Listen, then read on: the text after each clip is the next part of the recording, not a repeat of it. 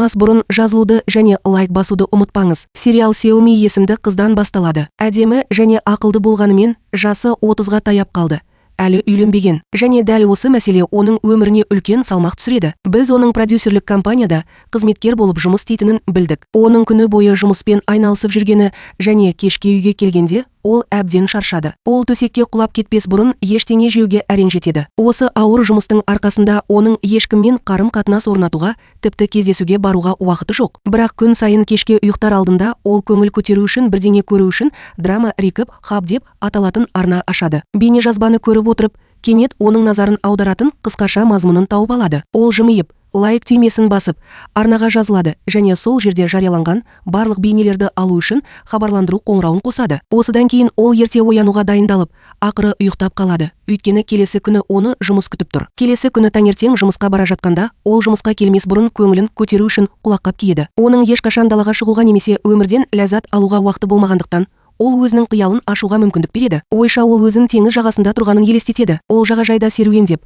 бақытты күлімсіреп, шынымен де сол жерде тұрғандай ақырын күледі. Бірақ кенеттен оның қасында тұрған бұзық, кішкентай бала оны ояу армандарынан жұлып алды. Бала тез қашып кетпес бұрын, оған абайсызда соқтығысып, шоколадты киіміне жағып жіберді. Сеоми ашуланып, оның шашынан ұстағысы келеді. Бірақ метро пойызы орнынан тұрып, оны ештеңе істей алмай тұрып алып кетеді. Ақыры компанияға жеткенде, ол киіміндегі дақты кетіруге тырысады. Бірақ әріптесі Парк оны байқап қалып, оған абайсызда айтады. Оны тазалауға тырысудың қажеті жоқ. Коми онымен сөйлескенде ашуланады. Өйткені ол әрқашан оның жанында тәкаппар әрекет етеді. Ол оған мән бермеуге бел буып, лифттен түсті. Ол шыға салысымен барлық қызметкерлердің сол жерде тұрып, қол шапалақтап, біреуді құттықтап жатқанын көрді. Сеоми өзін бақытты сезінеді және олардан неге оны құттықтап жатқанын сұрайды. Бірақ кенеттен ол қол шапалақтаудың шын мәнінде саябаққа арналғанын түсінді. Өйткені ол емес, ол жоғарылатылды. Ұялған Сеоми ыңғайсызданып, бұл туралы бұрыннан білгендей кейіп танытады. Ол Пакты құттықтап, көңілін қалдырып, үстеліне қарай жүреді. Ол өзінің сезімін елемеуге тырысып жұмыс істей бастайды.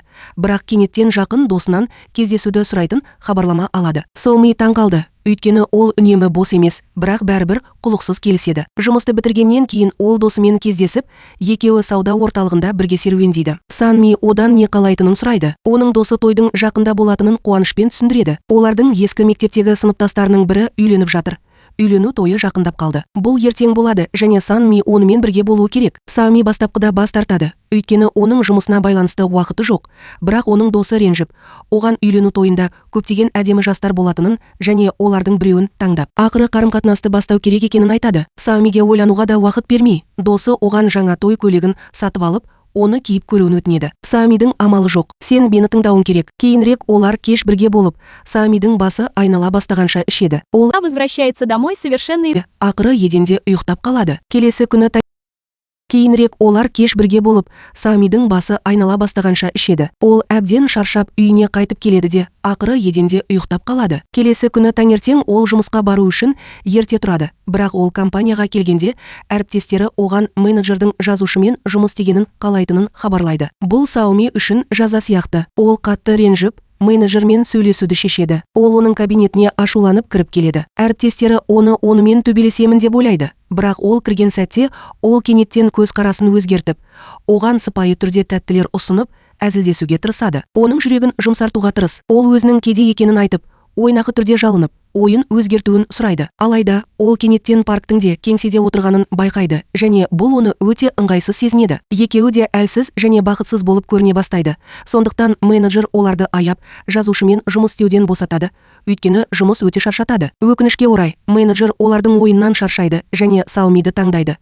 Өйткені ол мейірімді және ешқашан бас тартпайды. Сеоми қатты ренжіп, кеңседен шығып кетеді. Ол кетіп бара жатқанда, кенеттен оның бұрынғы жігіті туралы естеліктері қайта оралды. Ол оны қаншалықты жақсы көретінін және оған үйленгісі келетінін есіне алады. Бірақ ол үнемі жұмыспен айналысатындықтан, оның туған күнін өткізіп алды және бұл қателік ақыры олардың ажырасуына келді. Ол естеліктерінен оянып, досының үйлену тойына кешігіп келгенін түсінді. Ол досы сатып алған жаңа көйлегін де тақпай-ақ тез жүгірді. Ол келгенде досының әдемі ақ көйлек кигенін көрді. Сеоми оған қуана қол бұлғап, оған керемет өмір тілейді. Осыдан кейін ол кеткелі жатыр, бірақ оның барлық достарының қарым-қатынаста екенін байқайды. Ол өзін ыңғайсыз сезінеді, өйткені оның жалғыз жігіті жоқ және оның жақсы сәттерін бөлісетін ешкімі жоқ. Өзін жалғыз сезініп, Сеоми кетіп қалады да, көзіне жас алып үйіне қайтады. Ұйықтар алдында ол бұрынғы жігітімен бірге өткізген әдемі сәттерін тағы бір рет еске алады. Оның терең сағыныш сезімі бар. Келесі күні ол компанияға ерте барады. Бірақ ол келе салысымен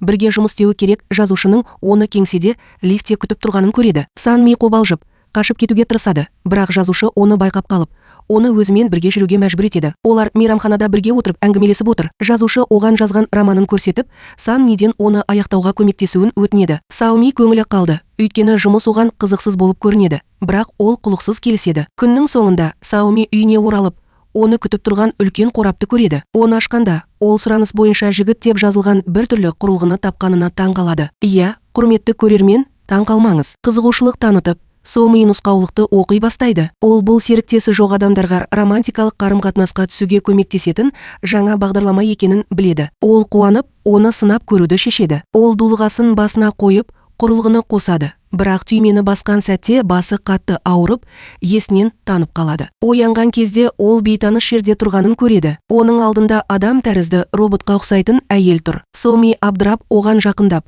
оның кім екенін сұрайды. Әйел сабырлы түрде, мен сен осы жылдар бойы іздеген адамын, деп жауап береді. Әйел бәрін түсіндіре бастағанда, Сао Ми таңдана көзін бақырайтады. Ол Сао Мимен амандасып, оған көмектесуге арналған бағдарламалық жасақтама жүйесінің бір бөлігі екенін айтады. Ол Сао Миге сақинаны тағу үшін сыйлайды және бағдарламадан шыққысы келген сайын оны шешіп алу керек екенін түсіндіреді. Содан кейін ол Сао Миге бірінші кезеңге дайындалуын айтады. Кенеттен Сао Ми әдемі жағажайда, ол әрқашан армандаған жерде болады. Сао Ми өзінің арманы ақыры орындалатынына сеніп, үлкен қуанышқа бөленеді. Бірақ кенеттен үлкен толқын пайда болып, оны мұхиттың тереңіне сүйреп апарады. Сао Ми қорқыныштан айқайлап, мұның соңы осы деп ойлап, көзін жұмады. Бірақ ол оларды қайта ашқанда, ол керемет нәрсені түсінеді. Ол су астында демала алады. Ол керемет бақытты болады және айналасында жүзіп жүрген балықтар мен теңіз өмірін бақылай отырып, аймақты зерттей бастайды. Содан кейін ол жақын жерде суға батып бара жатқан жас жігітті байқайды. Сао Ми оны құтқару үшін оған тез жүзіп барады. Ол оған, ал сен мен сияқты су астында демала алмайсың ба? Ол оны өзімен бірге тартып,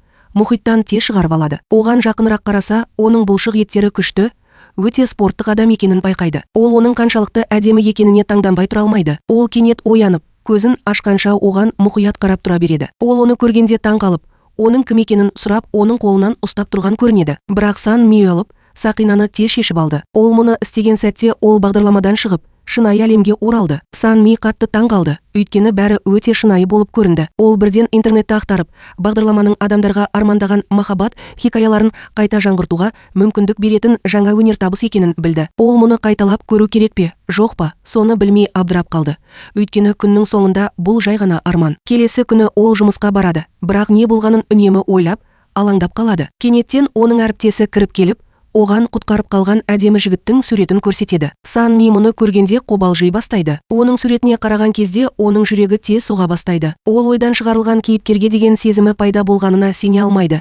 Енді ол дәл оның алдында тұр. Ол туралы ұмытуды шешеді, бірақ қайда барса да оны елестете бастайды. Көшеде келе жатқанда да оның суреті салынған жарнаманы көреді. Осы кезде ол оның жүрегін толығымен жаулап алды. Ол үйге келгенде оны көру үшін бағдарламаға қайта қатысуды шешеді. Ол дулығасын киіп, оны іске қосады. Бұл жолы ол өзін құтқарған әдемі жігітке тиесілі қонақ үйде тауып алады. Ол оның есімі Чан екенін біледі. Кенет ол оның артына келіп, мұнда не істеп жүргенін сұрайды. Сао Ми ұялып, тез кешірім сұрап, кетуге тырысады. Бірақ ол кетер алдында Чан оны танитындай сезінеді. Ол оған жақындағанда, оны суға батып, кетуден құтқарған сол қыз екенін есіне алады. Ол қуанып, оны көптен бері іздеп жүргенін айтады. Оған алғыс айту үшін ол жақындап, оның қолынан ұстауға тырысады. Бірақ Сао Ми тағы да ұялып, сақинасын шешіп алды. Неге, қымбаттым, сен осындай сәтте жүзігіңді шешіп алдың. Осыған байланысты ол қайтадан бағдарламадан шығып, үйіне қайтады. Ол өзін абдырап, эмоционалды күйзеліске ұшыратады. Өйткені біреу оған жылы сөздер айтқаннан бері көп уақыт өтті. Келесі күні ол жұмысқа барып, Шайеннің суретін жасырып, оны ұмытып кетуге тырысады. Оның әріптестері оның оғаш қылығын байқайды, бірақ ол ештеңені түсіндіруден бас тартады. Кейінірек ол әңгіме жазуға көмектесу үшін жазушыға жүгінеді, бірақ жазушы сюжет үшін қандай да бір оқиғаны ойлай алмайтындықтан ренжіді. Содан кейін Сао Ми Чан екеуінің арасында болған оқиғаны есіне алады. Кенет оның ойына бір ой келді. Ол онымен кездесіп, романтикаға шабыт алу үшін бағдарламаға қайта қатысуды шешеді. Ол бірден үйіне жүгіріп барып, дулығасын киіп, жүйені іске қосады. Бұл жолы ол дәл алдында тұрған Чанды көреді. Ол кенеттен оған таңданатынын және онымен шынайы қарым-қатынаста болғысы келетінін мойындады. Ол оның келісетініне сенімді. Өйткені ол әдемі және бай. Әрбір қыз өзі сияқты адаммен кездесуді армандайды. Бірақ Саоми оны қабылдамауымен таң қалдырады. Дейді ол оған сенімді түрде. Егер сен мені басқа қыздар сияқты деп ойласаң, онда жоқ, мен мүлдем басқамын. Мен сенің өміріңдегі ең үлкен сынақ боламын. Егер мен сені қабылдап, сенімен кездесуге барғанымды қаласаң, қазіргіден әлдеқайда көп күш салуың керек. Бұл маған оңай болды деп ойлайсың ба? Чан оның мінезі мен сұлулығына тәнті. Ол оны өзіне ғашық етуге бел буып, көмекшісінен Саомиге оның хатшысы болып, оның жанында қалу үшін сұхбат ұйымдастыруды сұрайды. Саоми қиын сұрақтарды күтіп, сұхбатқа барады. Оның орнына ассистент жай ғана өзіне не ұнайтынын сұрайды. Сеоми кейінірек Чанның ол туралы ақпарат жинауды жеңілдету және оның жүрегін жаулау үшін мұны сұрағанын біледі. Ол гүлдерді жақсы көретінін айтты. Сұхбат біткен соң, ол киімін ауыстырып, Чанмен оның кеңсесінде кездесуге барады. Бірақ ол ішке кіргенде, барлық жерде гүлдерді көріп, шошып кетеді. Ол күлімсіреп, оған шынайы назар осылай көрінетінін айтып, алғысын білдіреді. Бірақ Чан оның әлі де жеткілікті жұмыс істемегеніне сенеді. Ол оны түскі асқа шақыруды ұйғарады. Мейрамханада ол өзіне ұнайтын барлық тағамдарға тапсырыс береді. Сеоми таң қалды. Өйткені ол бағдарламадағы тағам шынайы болмайды деп ойлады. Бірақ оның дәмін татып көргенде, оның шын мәнінде өте дәмді екенін байқады. Ол барлық тәрелкелерін жалғыз өзі босатқанша, ол динозавр сияқты тамақтана бастады. Чан оның бұл қылығына күледі. Содан кейін ол оны жаңа киім сатып алу үшін дүкенге апарды. Сансыз көліктердің алдында тұрып, оларды күндіз-түні қайта-қайта киіп, не болып жатқанына әлі де сене алмай, керемет бақытты болады. Ол өміріндегі ең қуанышты сәттерді бастан өткеруде. Сансыз көйлектерді қайта өлшеп болған соң, ол ақыры қымбат, талғампаз көйлекті таңдады. Содан кейін Чан оған көздің жауын алатын гаухар тасты алқа сыйлайды. Оның қолынан ақырын ұстап, оны салтанатты кешке апарады. Түні бойы оған ханшайымдай қарады. Бір кездері өзін бақытсыз күнәкар сезінген Сеоми Золушка қазір өзін ертегідегідей сезінеді. Ол өзінің керемет тәжірибесі үшін ғана емес, сонымен қатар жазуға көмектесетін роман үшін пайдалана алатын көптеген оқиғалар мен идеяларды жинағаны үшін де бақытты сезінеді. Соңында ол сақинасын шешіп, бағдарламадан шығады. Ол жазушымен кездесуге асығады және оған бағдарламада болғанның бәрін қуанышпен айтып береді. Сеоми оқиғаның кейіпкері Чан сияқты әдемі және бай болуы керек деп болжайды. Бұл идея жазушыға ұнап, бірден келісімін берді. Олар дәл Сеоми басынан өткерген оқиғаларға негізделген әңгіме жаза бастайды. Сеоми түні бойы ұйықтамай, тарауларды желіде жариялауға және адамдар оқи алатындай тынымсыз жұмыс істейді. Оның әріптесі Парк оның кеш жұмыс істеп жатқанын байқап, оған жаны ашиды. Оның көңілін көтергісі келіп, оған кофе беруді шешеді. Бірақ Сеоми оған мұндай мүмкіндік бермейді және оның орнына өзіне кофе сатып алуға барады. Ол лифтке кіргенде Парктың қолында 2 кесе кофе ұстап тұрғанын байқайды. Ол одан екінші шынаяқтың кімге арналғанын білуге қызығып сұрайды. Ұялған Пак оны өзіне сатып алғанын мойындай алмайды. Сондықтан ол жай ғана қоштасып кетіп қалады. Сол күні кешке Сеоми үйде ұйықтамай, істің сәтті болған-болмағанын білу үшін интернетті үрейлене қарап отыр. Ақыры веб-сайтты ашқанда, ол оқиғаның бірінші орынға шыққанын көріп шошып кетеді. Сеоми қуанышқа бөленді. Ол сене алмайды. Ол өз бөлмесінде кішкентай баладай билей бастайды. Өзінің жетістігін тойлайды. Келесі күні ол компанияға өзіне деген жаңа сенімділікпен келеді. Әріптестері оны құттықтап, талантын мойындайды. Сеоми бақытты күлімсіреп, барлығына алғысын білдіреді. Осыдан кейін ол Чанның суретін бұрынғы орнына қояды.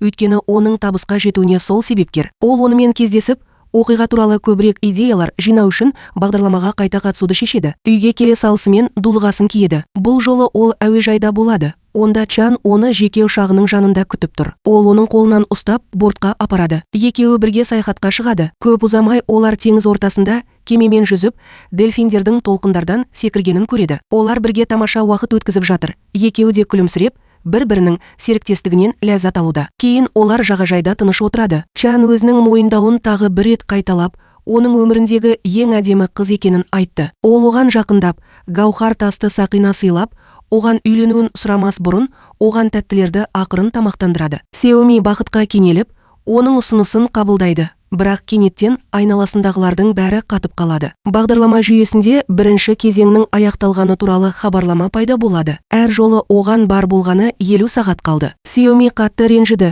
Өйткені ол оған енді ғана араласа бастады. Ол шындыққа қайта оралғанда, олардың бірге өткізген тәтті және романтикалық сәттерін еске түсіре береді. Ол оны сағынғанын түсінеді. Күндер баяу өтіп, Сеоми жалықтыра бастайды. Ақырында, ол рухты жинап, бағдарламаға қайта қатысуды шешеді. Бұл жолы жаңа кейіпкермен кездесуге үміттенеді. Ол өз бөлмесіне барып, дулыға киіп, көзін жұмады. Ол оларды қайта ашқанда, ол қайтадан бағдарламаның робот әйелінің алдында тұрғанын көреді. Әйел экспериментті жалғастыруға дайын ба деп сұрайды. Оған екінші кезең қиынырақ болатынын және одан да күшті романтикалық эмоцияларды бастан кешіретінін ескертеді. Соми мұны естігенде қобалжыды, бірақ келіседі. Содан кейін әйел оны ағаштар өсетін әдемі жерге апарады. Кенет оның артынан бір жас жігіт келеді. Оның есімі Йонг. Ол жақындап келіп, киіміне түскен гүлді абайлап шешіп алады. Соми оны көргенде аң-таң. Ол керемет сымбатты. Оның сүйкімді шұңқырлары бар. Ол оны бірден өзіне тартып алады және ол оған қарап тұра береді. Оның санасында кішкентай қиялдағы жүректер толып жатқанда, оның көзінде еріп кете жаздады. Ол сәттіліктің ақыры оған күлгенін сезеді. Бірақ өкінішке орай, бақытсыз адамдардың басына фонар ілулі тұрса да, жолы болмай қалады. Ян кешірім сұрап, оны басқа біреу үшін қателескенін түсіндіреді. Сосын ол жақын досымен кетіп қалады. Соми мұңайып, көңілі қалды. Ол айна алдында тұрып, кенет университет формасын киіп алғанын түсінеді. Ол бұл жолы бағдарлама аясында колледж студенті ретінде өмір сүретінін түсінеді. Бір қызығы, ол мектеп жылдарын өткізіп алғандықтан өзін бақытты сезінеді. Көп ұзамай ол көптеген қыздардың билет сатып алып жатқанын байқайды. Ол бұл туралы сұрағанда, олардың бірі семсерлесу сайысы болатынын түсіндіреді. Қыз Саумиді өзімен бірге көруге шақырады. Сауми қуана келіседі. Олар көпшіліктің арасында отырады. Онда барлығы өз университетінің атынан шыққан қара киім киген студентті қатты қарсы алады. Соми оның шеберлігіне тәнті болып, оны да қолдай бастайды. Ол матчта жеңіске жетіп, маскасын шешкен кезде Соми есеңгіреп қалады. Бұл Ян. Ол тағдырдың оларды қайтадан жақындастырып жатқанын сезеді. Ол оған сүйіспеншілікпен қарай береді және оған жақынырақ болу үшін семсерлесу клубына қосылуды шешеді. Оның жоспары сәтті орындалды. Ян өзін әлсіз деп ойлап, оны өзі сынауға бел буады. Ол оның қолынан ұстап, қылышты қалай қолдану керектігін көрсетіп, оған шабуыл жасауын өтінеді. Сеоми тырысады, бірақ бәрін таң қалдырғаны, ол керемет епті болып шығады. Жылдам және күшті. Оны бақылап отырғандардың бәрі оның қабілеттеріне таң қалады. Янг байсалды болып, онымен бар күшімен күресе бастайды. Олар көпшіліктің қошеметіне бөленіп, қылыштарын ұра береді. Сайып келгенде жекпе-жек тең аяқталады. Кейінірек Сауми оны клубта кездестіреді. Ол оған ғашық болған болуы мүмкін деп санайды. Жаттығу аяқталғаннан кейін, ол оған жақындап, оны түскі асқа сенімді түрде шақырады. Бірақ Ян бос емес екенін айтып, сыпайы түрде бас тартады. Содан кейін ол қайтадан жақын досымен бірге кетеді. Сеоми олардың қарым-қатынасына қызғанышпен және ашулана бастайды. Ренжіп, сақинасын шешіп, шындыққа қайта оралады. Келесі күні ол жұмысқа барады, бірақ шаршап, жұмыс үстелінде ұйықтап қалады. Парк оның ұйықтап жатқанын көріп, алыстан үнсіз қарап тұрады. Оған кедергі жасамауға бел буып, оны ешкім оятып алмас үшін жарықты өшіреді. Кейінірек Сомай оянып, менеджердің оны көргісі келетінін біледі. Ол оны жұмыста ұйықтағаны үшін ұрсады деп ойлап, қобалжи бастайды. Бірақ оның орнына ол оған демалыс береді. Иә, құрметті көрермен, таң қалмаңыз. Сеоми өмірінде ешқашан демалысқа шықпаған. Ол шынымен де бірінші рет бос уақытын өткізіп жатыр. Қуанышына орай, ол әр сәтті тиімді пайдалануды шешті. Ол үйіне оралып, досын кешкі асқа шақырады. Дегенмен, оның құпиясын ешкім білмеу үшін ол бағдарламалық құралды мұқият жасырады. Олар сөйлесіп жатқанда, Сеоми досынан біреуді ұнатса не істеу керектігін сұрайды. Бірақ ол адам оны елемейді. Оның досы оған ғашық болғанша тырысуды жалғастыруға кеңес береді. Бұл кеңеске жігерленген Соми Янға дәл осылай істеуге шешім қабылдады. Досы кеткеннен кейін ол дулығасын киіп, бағдарламаға қайта кіреді. Бұл жолы ол Янгпен бірге дәріс залында отырғанын көреді. Ол өзінің сұлулығымен баурап алу үшін әдейі қасына отырмас бұрын оған қуана қарайды. Бірақ Янг алаңсыз қалады. Ол тіпті оның мінез құлқына күліп, лекцияға көңіл бөлу үшін үндемеуін сұрайды. Сондықтан Ми өзін жайсыз сезінеді, бірақ бас тартудан бас тартады. Сабақтан кейін ол оның соңынан еріп, оның жаттығуға бара жатқанын білді. Ол оған шыбын сияқты жабысып қалды. Ақыры Ян күрсініп, онымен бірге жүруге рұқсат берді. Ол оған жаттығу киімін киюге көмектесіп жатыр. Соми оның жоспары сәтті болды және ол оны ұната бастады деп ойлап қуанады. Бірақ ол тек онымен қайта күресіп, оны жеңгісі келетінін айтады. Олар тағы бір жекпе-жекті бастайды. Бірақ бұл жолы Сеоми жекпе-жек өнерін жетік меңгерген. Ол оны оңай жеңеді. Ян шошып, жеңілгенін мойындайды. Кейінірек олар бірге уақыт өткізу үшін клуб мүшелерімен бас қосады. Алайда Янның досы оның қасында отырып, оны тамақтандырады және оған тек Сомиді ренжіту үшін көңіл бөледі. Бұл нәтиже береді. Соми өте қызғаншақ және ашуланшақ болады. Ол қыздың шашын жұлып алғысы келеді. Бірақ ол өзін тоқтатып, қайтадан жігерленіп, оған Янгқа жақындайды. Барлығының көзінше ол оған ұнайтынын айтып, өз сезімін батыл мойындайды. Барлығы оның батылдығына таң қалып, Янды ұсынысты қабылдауға шақырады. Бірақ ол оған оны аз ғана уақыт білетінін және оның сезімін дамытуға әлі мүмкіндігі жоқ екенін ақырын айтады. Соми одан бас тартты деп ойлайды және көңілі қалды. Олар кетіп бара жатқанда, Ян ақыры оны байқап, қасына баруға рұқсат бергенше, ол оның артынан жүре береді. Соми бақытты болып, одан қандай қыздарды ұнататынын сұрайды. Ол аздап қобалжи бастады және кенеттен жаңбыр жауа бастағанда жауап бермекші. Соми оны қорғау үшін күртешесімен тез жауып тастайды. Олар жаңбырда бірге жүгіріп, киімдерін кептіру үшін клуб үйіне тығылмас бұрын күліп жатыр. Кенет Янг оған жақындай түседі. Сеомидің жүрегі оны сүйемін деп ойлаған кезде қатты соғады.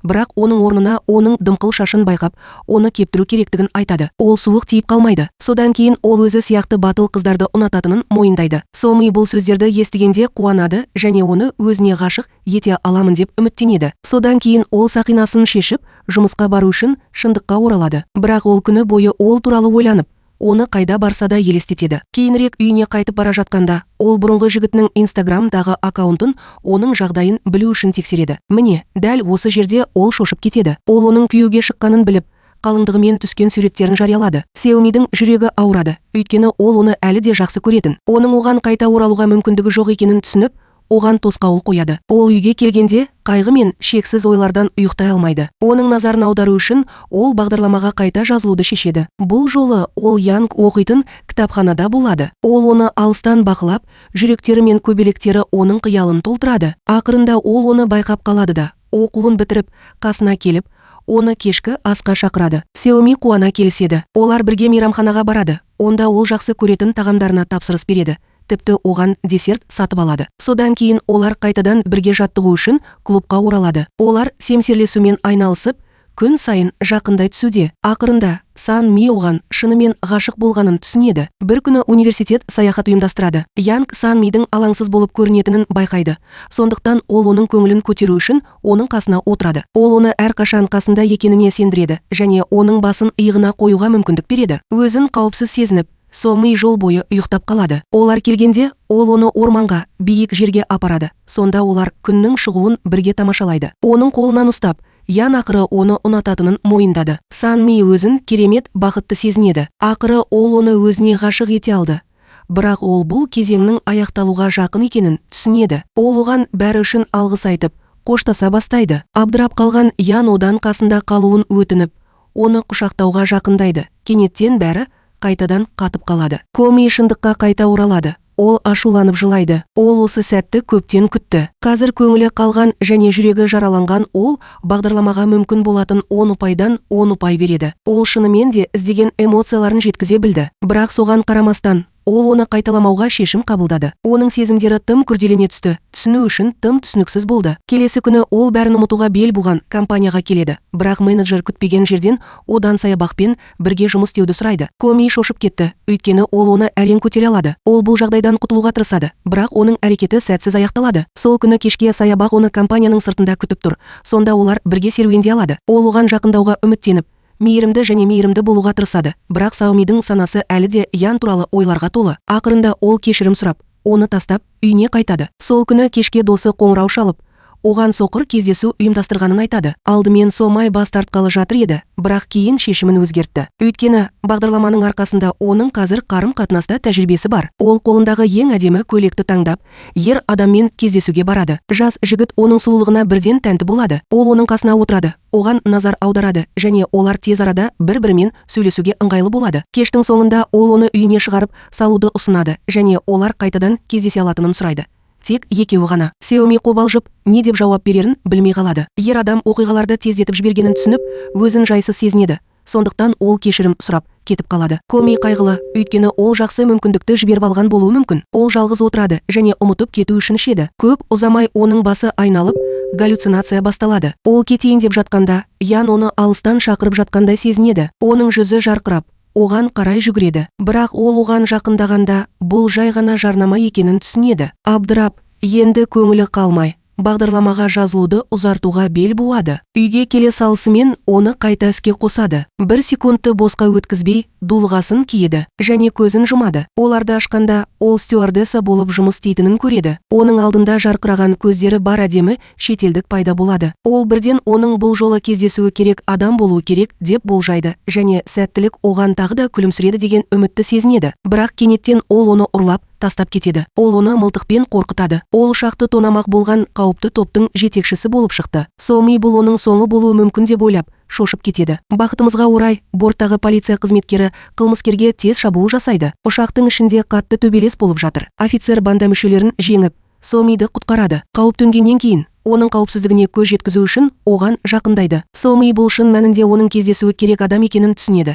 Бірақ ол әрекет пен қауіпті жек көретіндіктен онымен сыпайы түрде қоштасады. Иә, күндеріңіз сәтті өтсін, дейді ол ыңғайсызданып. Сосын сақинасын шешіп, әңгімені аяқтайды. Ол бірден басқа сценарийге көшеді. Бұл жолы ол медбике, ал кездесуге тиіс ер адам әдемі дәрігер. Ол оған науқастың өмірін сақтап қалуға көмектеседі. Дәрігер оған алғысын білдіреді. Оған тез ғашық болады және қарым-қатынасты бастауды сұрап, сезімін мойындайды. Коми біраз уақыт романтикалық атмосферадан ләззат алады. Бірақ жалыққаннан кейін ол кездейсоқ қоштасып, оқиғаны тастап кетеді. Осыдан кейін ол Янгты ұмытқысы келіп, қарым-қатынастан кейін қарым-қатынасты жалғастырады. Ол сансыз ер адамдармен, соның ішінде атақты спортшымен, төрешімен және б кездеседі. Бір кезде ол тіпті өзінің жеке күзетшісіне ғашық болған әйгілі актрисаға айналады. Ол басқа біреудің көйлегін ауыстырғаны сияқты еркектерді де өзгерте бастайды. Бұл тіпті пұттарды да аямайды. Ол олардың біреуімен кездесіп, тағы бір романтикалық махаббат хикаясын бастан өткеруде. Осыған байланысты ол бағдарламада көбірек уақыт өткізіп, өзінің нақты жұмысын мүлдем ұмытып кетеді. Ақырында ол компанияға қайтып келгенде, менеджер оның кешігіп қалғанына ашуланады. Ол оған қатаң сөгіс беріп, егер бұл қайталанса, ол жұмыстан шығарылатынын ескертеді. Соми ренжігенін сезіп, шаршап үйіне кетер алдында кешірім сұрайды. Бірақ одан кейін де ол тоқтай алмайды. Ол Янмен тағы бір рет кездесемін деп үміттеніп, дулғасын қайта киді. Шынында да, оның жүрегінің қалауы орындалады. Ол Янмен 3-ші рет кездеседі. Бұл жолы ол университетті бітіріп үлгерді. Оны көргенде ол бақытты болып көрінеді және оны әлі де жақсы көретінін айтады. Соми оның сүйкімділігіне қарсы тұра алмайды. Ол онымен қалуды шешеді. Олар мейрамханада бірге отырады. Ол одан осы уақыт бойы қайда болғанын сұрайды. Сан Ми оған жұмыста бос емес екенін айтып, визиткасын береді. Ян оны сағынғанын айтып, телефон нөмірін беруін өтінеді. Олар тамақтанып болған соң, оны үйіне шығарып салып, қоштасады. Сан Ми оны қайта көргеніне өте қуанышты. Ол сақинасын шешіп, шындыққа қайта оралады. Бірақ кенеттен оның телефоны шырылдады. Оны шақырып жатқан Янг. Соми әбден абдырап қалды. Ол мұның қалай болатынын түсіне алмай отыр. Ол бағдарлама нұсқауларын жылдам оқып шығады және бұл пайдаланушыларға симуляциядан тыс кейіпкерлермен байланысуға мүмкіндік беретін жаңа мүмкіндік екенін біледі. Шошып, онымен бағдарлама ішінде де, шынайы өмірде де кездесуге бел буады. Олар түні бойы көңілді әңгімелесумен өткізеді. Келесі күні ол жұмыста кездесуге барады. Оны саябақ күтіп тұр. Ол оны түскі асқа шақырады. Сонда олар жұмыс мәселелерін талқылай алады. Соми оны әлі де тітіркендіргіш деп санаса да, құлықсыз келіседі. Оның қасында отырып, ол оған әрең көңіл бөледі. Оның ойлары алыс жерде, өйткені ол Янды көргісі келеді. Ол оған жасырын түрде хабарлама жібере береді. Кездесу аяқтала салысымен үйіне жүгіріп барып, бағдарламаға қайта қосылады. Ол Янгпен кездесіп, екеуі бірге қорқынышты фильм көру үшін кинотеатрға барады. Фильм кезінде Янг оған попкорнды өз қолымен тамақтандыру арқылы қамқорлық жасайды. Соми осындай көңіл бөлгеніне қуанышты. Фильмнен кейін ол оны биік мұнараның басына апарады. Онда олар бірге жұлдыздарды тамашалайды. Ол оған қатты жақсы көретін балмұздағын сатып алады және ол әрқашан армандаған армандарына ұқсайтын романтикалық сөздерді сыбырлайды. Күндер өтіп, олар жақындай отырып, бір-бірін көре береді. Сиомай шынымен бақытты болып, оған шынымен ғашық болғанын түсінеді. Ол оның жай ғана бағдарламаланған кейіпкер екенін ұмытып, оны өткенде басынан өткерген барлық істері үшін өзінің шынайы өтемақысы ретінде қабылдай бастайды. Кейінірек, ол шындыққа қайта оралғанда, ол досының жігіті онымен ажырасып кеткені үшін қатты жылап жатқанын көреді. Соми оны аяп, жұбатуға тырысады. Ол тіпті оған бағдарлама туралы айтуды ойлайды, бірақ досы оны мазақ етуі мүмкін деп қорқады. Келесі күні Соми әріптестерімен бірге корпоративтік лагерге барады. Пак та сонда. Ол оны әлі де ұнатпайтындықтан, ол оны викторинаға шақырады. Ол оны жеңемін деп көптеген сұрақтарға жауап береді. Бірақ Парк одан да ақылды болып, жарыста жеңіске жетеді. Соми ашулана бастайды және көлге жалғыз өзі барады. Кенет ол сүрініп, телефоны мұздай суға құлап кетеді. Менеджер оны алуға тырысады, бірақ су тым суық болғандықтан көтере алмайды. Соми үмітін үзген сәтте Пак пайда болады. Ол суға секіруден тартынбайды және соңғы сәтте оның телефонын алып үлгереді. Оның батылдығына бәрі тәнті. Сол түні олар ұйықтау үшін лагерге оралады, бірақ Соми ұйықтай алмайды. Сондықтан ол серуендеуге шығады. Кездейсоқ ол Пакты олардың қызметкерлерінің бірімен бірге отырғанын көреді. Соми олардың жасырын кездесіп жүргенін болжайды. Өзін жайсыз сезініп, одан алыстауға бел буады. Ол келесі күні таңертең кетпекші болады, бірақ жағдай оны көлікпен жүруге мәжбүр етеді. Ол оны үйіне апаруды талап етеді. Соми оның мейірімділігіне таң қалып, оған алғысын білдіреді. Бірақ ол көліктен түсер алдында Парк кенеттен оны ұнататынын мойындады. Сеоми аң-таң. Ол мұны ешқашан күтпеген, әсіресе ол оған әрқашан тәкаппар әрекет еткендіктен жауап бере алмай, жай ғана кетіп қалады. Ол оның жай ғана сезімімен ойнап жүргеніне сенеді, әсіресе оны кеше түнде әріптесімен бірге көргеннен кейін. Келесі күні ол бұл әріптесіне абай болуды ескертеді, бірақ әріптесі оны мен оған өз сезімімді мойындадым, ол мені қабылдамады деп таңғалдырады. Сеоми оның бәрін дұрыс түсінбегенін және оны әділетсіз соттағанын түсінеді. Енді оның эмоциясы одан сайын шиеленісе түсті. Ол жұмыста саябақтан аулақ бола бастайды. Оны көрген сайын қашып кетеді. Саябақ оның оғаш қылықтарынан абдырап қалады да, ақыры онымен бетпе-бет келіп, одан бас тарттыңыз ба деп сұрайды. Соми қобалжып, одан ойлануға уақыт беруін сұрайды. Сол күні кешке ол екі адамға деген сезімін салыстыруға үміттеніп, Янмен кездесу үшін бағдарламаға қайта кіреді. Олар бірге далаға шығып, коньки теуіп, мұздатылған жерде сырғанап күледі. Олар бірге тамаша уақыт өткізіп жатыр. Ал Саоми оған деген сезімінің шынайы екенін сезіне бастады. Ол онымен мәңгі бірге болғысы келетінін шешеді. Бірақ келесі күні ол досымен сұлулық салонына барады. Онда ол кездейсоқ басқа қыздардың, әсіресе Янгтың бағдарламаны талқылап жатқанын естиді. Олардың барлығы оның оларға мейірімді және ілтипатты екенін айтады. Сеоми тоңып қалады. Ол кенеттен Янның әр қызбен осылай әрекет ететінін түсінеді. Оның жүрегі жарылып кетеді. Ол өзінің ол үшін ерекше екеніне сенді. Ол үйге келгенде онымен кездесу үшін бағдарламаға қайта қатысады. Ян оны жылы қарсы алады, гүл сыйлайды және оны жақсы көретінін және әрқашан оның жанында болғысы келетінін айтады. Ол жақындап келіп, оны құшақтайды, бірақ Сеоми оған шындықты ақырын айтады. Өкінішке орай, мен сені сүймеймін. Ол оның бұл мінез құлыққа жай ғана бағдарламаланғанын түсіндіреді. Ол оған жасаған барлық істері үшін алғыс айтады және онымен қоштасады. Сақинаны шешкеннен кейін ол шындыққа оралады. Әрі қарай жүруге бел буған Сеоми бағдарламаны толығымен жоюды шешеді. Бірақ кенеттен оның алдында жүйенің роботты әйелі пайда болып, оны өлтірмекші болады. Оны мұны жасамауға көндіріңіз. Соми бір ғана сұрақ қояды. Ян менен басқа қанша қызбен кездесіп жүр? Әйел оның бағдарламадағы ең танымал кейіпкер екеніне құлықсыз жауап береді.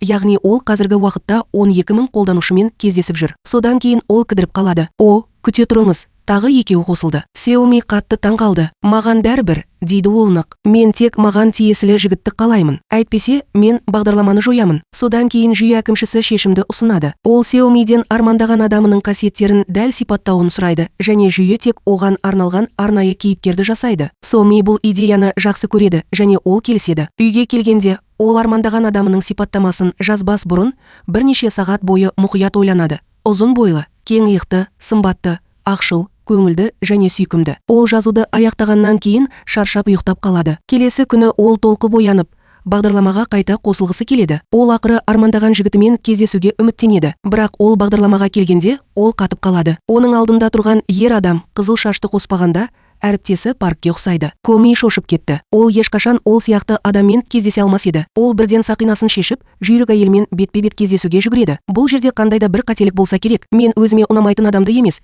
өз арманымдағы адамды сипаттадым. Ол әйелден оны өзгертуін өтінеді, бірақ жүйе сабырлы түрде кейіпкер ол сұраған барлық қасиеттерге толық сәйкес келеді деп жауап береді. Әйел оған тағы бір мүмкіндік беруін сұрайды. Сеоми көңілі қалғанын сезіп, бағдарламадан шығып кетеді. Келесі күні ол жұмысқа кетеді де лифтке кіргенде саябаққа соқтығысады. Кенеттен ол жай ғана оған қарап қобалжи бастайды. Ол оның шынымен де өзі сипаттаған адамға ұқсайтынын түсініп, оның бетіне жасырын түрде қарайды. Кездесу кезінде ол одан көзін алмайды. Парк оның оғаш қылығын байқап, бірдеңе болды ма деп сұрайды. Соми жай ғана шаршағандай кейіп танытады, бірақ тереңде ол оны жақсырақ түсінуге мүмкіндік беруді шешеді. Сондықтан ол үйге келгенде дулғасын қайта киіп, бағдарламаға кіреді. Ақыры Соми Пакпен кездеседі. бірақ оны көрген сәтте ол шошып кетеді. Ол жұмысынан танитын әріптесіне мүлдем ұқсамайды. Бұл саябақ нәзік, жылы және ойнағы сүйкімділікке толы. Оның әзілі жеңіл және табиғи, сондықтан оның қасындағы кез келген адам өзін жайлы сезінеді. Олар сөйлесіп жатқанда, Парк кенеттен Xiaomi'дің көлігінің істен шыққанын байқайды. Ол еш ойланбастан өз көмегін ұсынады. Оған төбелесуге рұқсат берудің орнына, ол мотоциклін жестап,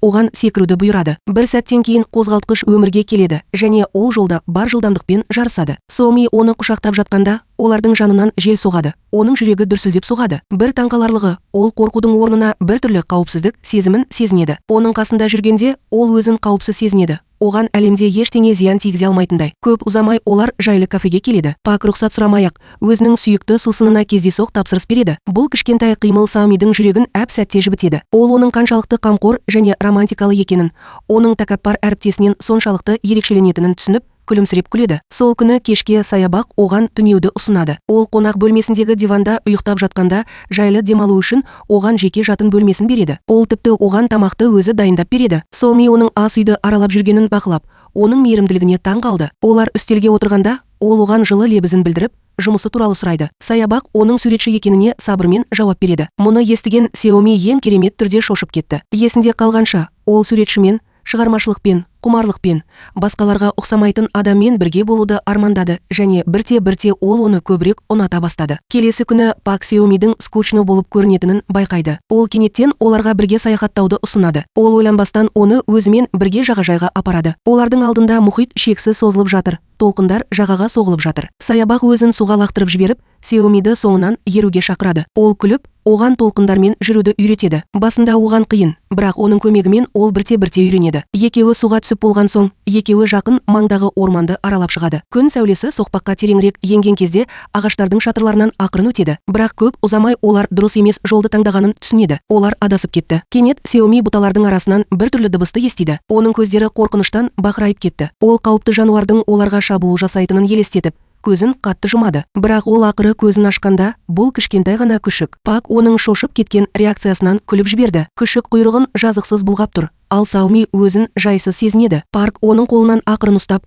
оның қасында екеніне сендіреді. Ол оны пайда болуы мүмкін кез келген нәрседен қорғаймын деп уәде береді. Оның сөздері Xiaomi'дің жүрегін елжіретеді. Ол бағдарламадан кеткенде біртүрлі нәрсе болады. Оның жүрек мониторы кенеттен қатарынан 3 рет соғады. Сол кезде Xiaomi шындықты түсінеді. Ол оған қатты ғашық болды. Келесі күні Xiaomi өз компаниясына қайтады. Лифтке отырып, ол күтпеген жерден әріптесі Паркке тап болады. Оның жүрегі дүрсілдеп соғып тұр. Ол қобалжи бастайды және әдеттен тыс ештеңені байқамау үшін эмоцияларын басқаруға тырысады. Өзін қорғауға бел буып, одан аулақ болуды және қашықтықты сақтауды шешеді. Бірақ тағдырдың бұл тұрғыда басқа жоспарлары бар. Менеджер оны кенет қасына шақырып алып, фестивальге бірге баратындарын екеуіне де хабарлайды. Xiaomi жай ғана аң-таң. Оның қасында қайта боламын деген ой оны алаңдатады. Ол бас тартуға тырысады, сылтау іздейді, бірақ ақырында сәтсіздікке ұшырайды және құлықсыз келіседі. Сол түні Xiaomi досымен кездесіп, болған оқиғаның барлығын айтып береді. Ол әріптесінің бір кездері оған сезімін мойындағанын,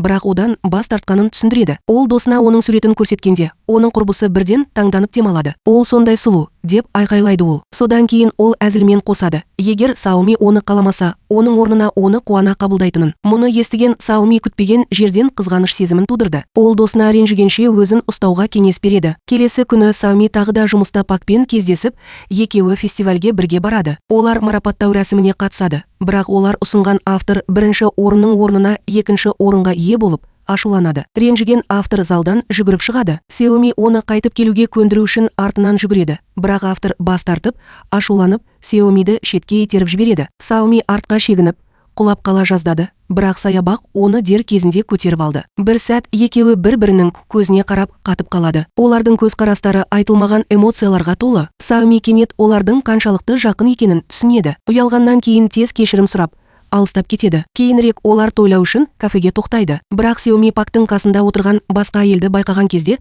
қызғаныштың өткір шаншуы оның кеудесін тесіп өтеді. Ол үндеместен кетіп қалады. Ол басқа жаққа кетіп, оны ұмытуға тырысып, жалғыз іше бастайды. Бірақ ішімдік оның басын тез айналдырып, көп ұзамай галлюцинацияға айналады. Кенет оның алдынан саябақ шығады. Xiaomi'дің жүзі қуаныштан жарқырап тұр. Ол бағдарламаға қайта кірдім деп ойлайды. Жылы жымиып, алақандарын оның бетіне ақырын қояды. Мен сені сағындым, деп ақырын сыбырлайды ол. Осы уақыт ішінде сен қайда болдың? Бірақ оның даусын анық естігенде шындық оған түседі. Бұл оның әріптесі Пак. Оның жаңа ғана істеген ісіне көңілі толмады. Ол тез қолын тартып, үнемі кешірім сұрайды. Ол ыңғайсыз түрде армандаған болуы керек деп кейіп танытады. Осы кезде Парктың есіне бірдеңе түседі. Оның естеліктері оны компанияда көрген алғашқы күнінен басталады. Дәл осы сәтте ол оған ғашық болды. Содан бері ол оны алыстан үнсіз бақылап келеді. Ол күн сайын лифтте тек онымен бірге жүруді күтеді. Олардың кездесулері мүлде кездейсоқтық емес еді. Ол оған жақындауға тырысты, бірақ ол әрқашан өзінің шынайы сезімін мойындаудан қорықты. Ол одан бас тартады деп қорықты. Оның ойынан шығып, Парк Мимен бірге қонақ үйге қайтады. Ол қоштасып, кетер алдында оның бөлмесіне аман есен жеткеніне көз жеткізеді. Сол түні ол төсекте жатқанда басына бір ауыр ой келді. Ол оны сүймейтініне сенеді. Сондықтан ол оған қысым жасамай, одан бас тартуды және одан алыстауды шешеді. Келесі күні Сеоми үйіне оралып, фестивальдегі фотосуреттерді қарап шығады. Ол кездейсоқ саябақтың суретін кездестіреді. Ол үнсіз қалады. Оның керемет әдемі жүзі бар. Ол оның ерекшеліктерін мұқият зерттеп, оның шынымен тартымды екенін өзіне мойындайды. Кенеттен ол өзіне ұқсайтын кейіпкермен кездесу үшін бағдарламаға қайта қатысуды ұйғарады. Ол құлаққапты киіп, виртуалды әлемге қайта оралады. Сол жерде ол оны жағажайда жалғыз отырғанын көреді. Ол оған саяхатқа деген сүйіспеншілігі туралы айтып, әлемді аралауды жоспарлап отырғанын түсіндіреді. Содан кейін ол күтпеген жерден оны өзімен бірге жүруге шақырады. Коми жай ғана аң-таң. Егер ол онымен бірге болса, оның өмірі қандай болатынын елестете бастайды. Мүмкін олар әрқашан бірге саяхаттайтын шығар. Мүмкін олар бақытты өмір сүрер еді. Мүмкін ол тіпті бір күні оған үйленетін шығар. Бірақ кенет ол әріптесі Пакты есіне алды. Ол оның алдында оның жүзін елестетеді. Бұл ой оны шындыққа қайтарады. Мен неге бағдарлама ішінде ғашық болуым керек? Мен шынайы өмірде ғашық болған кезде ол өз-өзіне сыбырлайды. Ұялып, депрессияға түскен Сомай сақинасын шешіп, мұқият ойлануға бел буып, шындыққа оралады. Келесі күні жұмыста ол онымен сөйлесу үшін саябаққа келеді, бірақ ол оны мүлдем елемейді. Тіпті кездесу кезінде ол оны үйіне ертіп барудан бас тартады. Соми өзін абдырап, ренжігендей сезінеді, бірақ ол одан бас тартқан өзі екенін еске салады. Өзіне сенімді болуға тырысып, ол батылдықпен оның жанынан өтіп бара жатыр. Бірақ кенеттен шыны есікке соқтығысып қалды. Ол басын қатты ұрады. Ұялып, ренжіген ол айнаға қарау үшін жуынатын бөлмеге асығады. Оның маңдайы ісіп кеткен және саябақ оған күлуі мүмкін деп қорқады. Сондықтан ол артқы есіктен сырғып шығып, досымен бірге қашып кетеді. Олар үйге келгенде, оның ісінген басын көрген досы күліп жібереді. Ақырында ол Сеомиге жарақатын жасыру үшін шашты киюді ұсынады. Сеомай құлықсыз келіседі. Келесі күні ол жұмысқа мүлдем жаңа шаш үлгісімен келеді. Оның әріптестері оның шашын жай ғана қырқып, сыртқы келбетін мақтады деп сенеді. Бірақ Парк оны көргенде не болғанын бірден түсінді. Ол оның басын жарақаттағанын білетін жалғыз адам және ол өзіне жасырын күледі. Бірақ оны ұятқа қалдырмау үшін шындықты жасырады. Олар сол күні кешке кеңседе кеш отырып, бірге жұмыс істеді. Пак Сомидің суықтан қалтырап тұрғанын байқайды. Ештеңе айтпастан, ол оған ыстық сусын дайындап, жылытқышты қосады. Соми оның мейірімділігіне тәнті болды. Ол оған алғысын білдіріп, оны да жылыту үшін қасына отыруға шақырады. Олар бір-бірін көбірек білген сайын жақындай отырып, ұзақ сөйлеседі. Кейін олар жұмысты аяқтаған соң лифтпен бірге көтеріледі. Қоштасқаннан кейін Сан Ми кетіп қалады. Бірақ Пак оның алқасын ұмытып кеткенін байқайды. Ол оны әзірше өз орнында қалдыруды шешеді. Сан Ми үйге келгенде, ол бағдарлама ішіндегі саябақтан бейне хабарлама алады. Бұл видеода ол оны сағынғанын айтып, қайтып келуін өтінеді. Оның сөздері оған қатты әсер етеді, бірақ ол қайта кіруден бас тартады. Өйткені ол байланып қалудан қорқады. Келесі күні Сами романның екінші орынға түсіп кеткенін біледі. Менеджер ренжіп, жағдайды түзетуге көмектесу үшін автормен кездесуді бұйырды. Сеоми автордың үйіне құлықсыз барады. Сол жерде ол автордың көңілі түсіп, жаза алмайтынын көреді. Көмектесуге бел буған Сеоми оның көңіл күйін көтеру үшін оны бір жерге шақыруды ұйғарады. Олар мейрамханаға бірге барады. Кездейсоқ саябақ сонда болады. Көмектескісі келіп, екеуін де кешкі асқа шақырады. Кешкі ас бойы ол авторға ұнайтын тағамдарды мұқият таңдайды. Оның ойлы келбеті Сеомиді таң қалдырады және ол туралы өз ойын өзгерте бастайды. Күннің соңында Сеоми саябақпен серуендейді. Ол одан бас тартқанына өкініп, қатесін түзетуге бел буады. Ол өзін жігерлендіріп, ешкіммен кездеспейтінін айтады. Парк таң қалады. Оның мүмкіндігін көріп, ол сәл жақындап, әзілмен сұрайды. Бұл оған шекарадан өтіп, онымен қарым-қатынасты бастауға рұқсат етілгенін білдіреме? Соми не істемекші деп уайымдай бастайды. Бірақ жауап берудің орнына ол тақырыпты өзгертіп, оны достарымен кешкі асқа үйіне шақырады. Сол жерде Сеоми таң қалдыратын нәрсені тапты. Пак осы бағдарламадағы кейіпкер сияқты сурет салғанды ұнатады. Ол мұны бұрын ешқашан байқамағанына сене алмайды. Кешкі астан кейін Пак қатты шаршап, кездейсоқ ұйықтап қалады. Бұл мүмкіндікті көрген Сеоми ақырын ғана оған жақындай түседі. Ол әр бөлшекті есте сақтауға тырысып, оның бетіне мұқият қарайды. Бірақ кенет Парктың көзі ашылады. Ол өзін нашар сезінуі мүмкін деп ойлап, оның жағдайын тексеру үшін қолын оның бетіне ақырын қояды. Сеомидің жүрегі қатты соға бастайды. Келесі күні таңертең ол ерте оянып, жүгіруге шығады, бірақ ол туралы ойлауды тоқтата алмайды. Ол оған қайда қараса да, оны елестетеді. Бір кезде ол тіпті көшенің ортасында айқайлап жіберді. Кейінірек кеңседе ол лифтпен жүруге тырысты, бірақ ол тым көп болды. Ол кетіп бара жатқанда, саябақ оны байқап қалып, онымен бірге күтуге шешім қабылдады. Соми оның қимылына біртүрлі әсер етті. Ол тіпті оның қасында ақ той көйлегін киіп жүргенін елестеткен. Өз ойына қуанып, өзін тыныштандыру үшін үстеліне қарай жүгіреді, бірақ саябақ оның соңынан ереді. Кенет ол еңкейіп, оның көзіне тіке қарайды. Соми оны сүйемін деп ойлап шошып кетеді. Оның орнына ол жай ғана қолын артына созып, кітапты алып күледі. Сосын оған бір шыны сүйікті кофесін береді. Ол кездейсоқ оған шаштың оған шынымен жарасатынын айтады. Соми оның көзінің астында еріп кетеді. Ол айналасындағылардың барлығының жүректері жарылып, оған қараған кезде күні бойы қызарып кеткендей сезінеді. Жұмыстан кейін ол тез кетуге тырысады, бірақ Парк оған қайта қоңырау шалып, алқасын қайтарып беріп, оны тапқан адам екенін түсіндірді. Соми таң қалды, өйткені ол бұл туралы ешқашан білмеген. Ол оған шын жүректен алғыс айтады. Ол сол түні мұны істей алмады. Ол ұйықтай алмайды, өйткені ол туралы ойлай береді. Ол сол жерде жатқан кезде оның телефонында саябақтың хабарламасы жанады. Қайырлы түн, Саоми бұл туралы армандап жүрме деп ойлап жымиды. Келесі күні таңертең ол ерте оянып, сыртқы келбетін мұқият дайындайды. Ол тіпті оның назарын аудару үшін макияж жасайды. Ол жұмысқа өзіне сенімді болып келгенде, әріптестері шошып кетеді. Олар оны бірінші рет осылай көріп тұр. Олар оның компаниядағы біреумен кездесіп жүргеніне бірден күдіктене бастады. Соми мұны ыңғайсыз түрде жоққа шығарады және әңгіме тақырыбын өзгертеді. Ол сол күні кешке тағы да кеш бітіреді, бірақ бұл жолы оны сыртта күтіп тұрған Пакты көріп таң қалады. Олар бірге серуендеп жүргенде, ол оған бұл туралы кездейсоқ айтып береді. Ол бүгін керемет көрінеді. Сиомай қызарып, оның алдында әлсірегенше қашып кету үшін тез автобусқа отырады. Бірақ кейін ол автобустың алыс қалаға бара жатқанын түсінеді. Үрейленіп, жүргізушіден оны түсіруін өтінеді. Осы уақытта оның досы талап бойынша жігіт бағдарламасына арналған құрылғыны тауып алып, оны ұмытып кету үшін оны пайдалануды шешеді. Оның жүрегі жаралы. Бағдарлама аясында ол фортепианода ойнайтын әдемі әншімен танысады. Ол шындыққа қайта оралғанда бұл тәжірибеге таң қалады және бағдарламаны өзі сатып алуды шешеді. Ол көп ұзамай өміріндегі эмоционалдық бос орынды толтыру үшін осы бағдарламаны пайдалануға тәуелді болады. Келесі күні Сеоми тағы да жұмыста кешігіп қалады. Ол саябақтың жоқ екенін байқап, оның онсыз кеткенін болжайды. Кенеттен кеңседегі шамдар сөніп қалады. Абдырап, не болып жатқанын көру үшін жақындай түседі.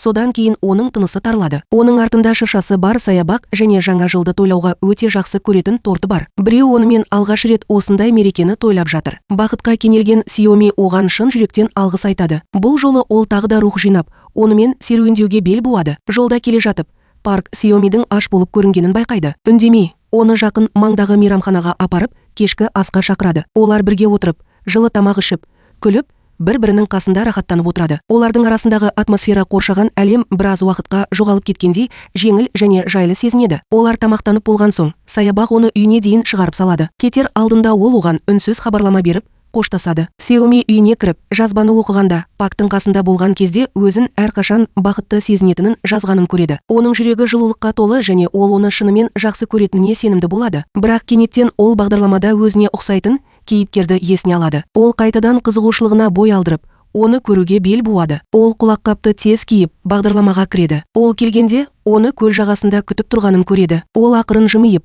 оны сағынғанын айтады. Сосын оны бақшаға апарып, оның портретін салғысы келетінін айтады. Бірақ Сиоми оның бетіне қараған сайын, оның нағыз әріптесі Паркты көреді. Сол кезде ол шындықты түсінеді. Ол шынымен жақсы көретін адам нағыз саябақ. Өзін кінәлі сезініп, виртуалды кейіпкерден кешірім сұрап, бағдарламаға қайта оралмайтынын айтады. Бірақ ол кенеттен оның қолынан ұстап, оған деген махаббаты әрқашан өзгеріссіз қалатынын байсалды түрде айтады. Ал оның шынайы өмірдегі әріптесі бір күні өзгеруі мүмкін. Бұл сөздер Саомиді қорқытады. Ол шындыққа қайта оралғанда, оны қорқыныш билей бастайды. Ол өзін Паркты жақсы көруге мүмкіндік берсе, бір күні ол бұрынғы жігіті сияқты оны тастап кетуі мүмкін деп сендіреді. Сондықтан ол оны елемеуді шешеді. Ол жұмысқа барғанда тіпті оның бетіне қараудан бас тартып, одан мүлдем аулақ жүреді. Пак оның кенеттен салқынқандылығынан абдырап қалады. Ол оған ренжіген шығар деп ойлап, оған жақындап, не болғанын сұрайды, бірақ Xiaomi жауап беруден бас тартады. Оның орнына ол одан аулақ болуын сұрайды. Содан кейін ол оны сол жерде қалдырып кетіп қалады. Ол кетіп бара жатқанда, оның жүрегі кінәлі сезімге толады. Ол бұрынғы жігіті оны тастап кеткенде өзін қалай сезінгенін есіне алады. Ауырсыну адам төзгісіз болды және бұл естелік оны әлі күнге дейін мазалайды. Сондықтан ол жаңа қарым-қатынас орнатудан қорқады. Күндер өтіп жатыр. Екеуі де бір-бірін ұмытуға көмектеседі деп үміттеніп,